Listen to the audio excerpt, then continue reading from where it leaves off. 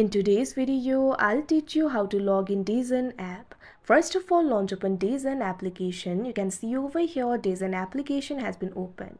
So if you want to log into your account, tap on this option login that you can see at the top right corner of your screen. Now once you do that, you'll be led to the login or sign up interface. From here, you'll be able to log in or sign up to your account.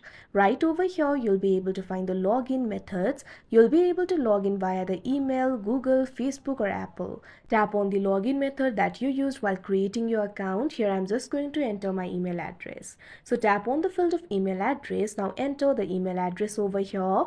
Tap on this option get started that you can see on the screen.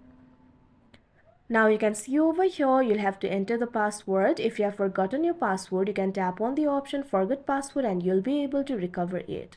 Otherwise, simply enter your password. Now once you enter the password, tap on this option login that you can see on the screen. Now you can see over here, you'll be logged in to your DAZN account. So that is how you log in DAZN app. I hope you found this video helpful. Thank you for watching.